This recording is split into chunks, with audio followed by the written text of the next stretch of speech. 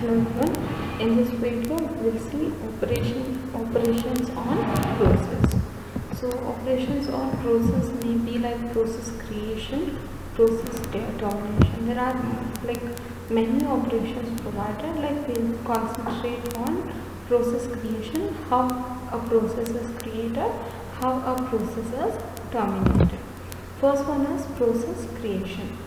The process creation, like every parent process can create a child process, and in turn the child process can create a one more process like child process, and it forms like a tree structure. Each and every process created will be given with a process identifier. We call it as PID. So based on the PID we can identify the process, like a name given for everyone. So resource sharing options from process parent to child is like all the resources allocated to parents can be shared to the child process. Children share subset of parents' resources, and parent and children can share no resources. So this is how the sharing option is given. It may share all the resources, like a parent can give all the permission to share the resources to child. The parent can restrict few data from the child to access and can give this permission for few data, and the parent can also restrict completely for accessing parents resources or parent process resources. So we know that parent process can create a child process, which in turn go for tree process. Generally the process identification and managed by a process ID, but a resource sharing option from parent to children can happen based on sharing all the resources, sharing subset resources, or sharing no resources. We have execution options. How execution happens with parent and child is, once a parent creates a child, then child should be executed and terminated. Till the child is terminated, parent cannot be terminated. Children should be executed first and then parent can terminate the process. Parent and child can execute concurrently or parallelly for execution purpose, but it cannot be terminated. Like parent cannot be terminated until child process is terminated. This is how a process tree process of a parent child look like.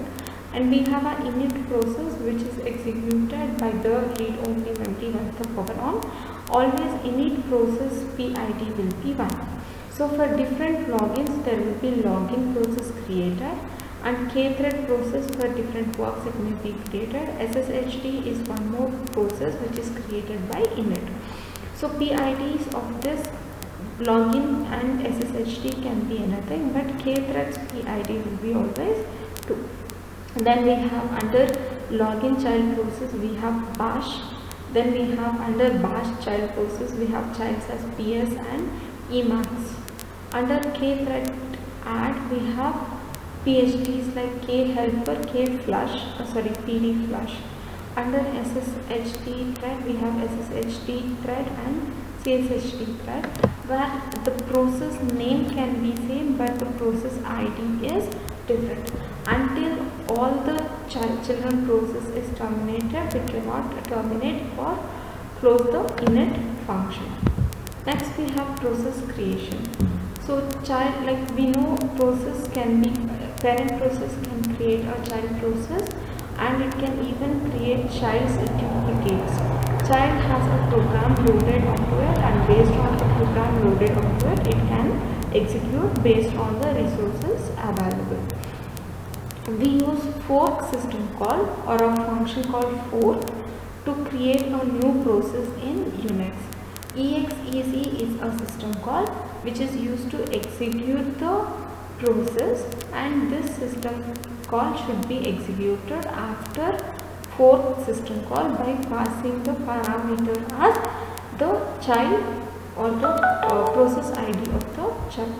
So fork is a word system call which is used to create a parent process, and the parent process can in turn create a child process. Once the child is under execution, the parent process has to wait until the child process executes.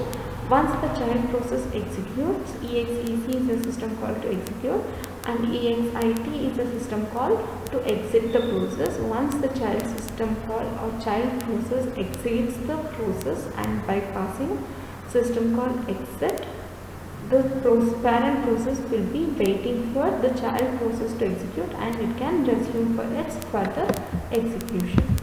Next comes process termination. EXIT is a system call which is used to delete the process execution or which is used to come out of the process for execution. And we can also use wait system call for returning the status of child to parent. Like wait is a system call which helps the process to wait for some other process to execution and this returns the status data of child to parent. The process resource are also deallocated by operating system once the exit system call is called by any process. The parent may terminate the children's process from execution by calling a system call called abort. Abort is a system call to terminate any process abnormally. Child has executed allocated resources.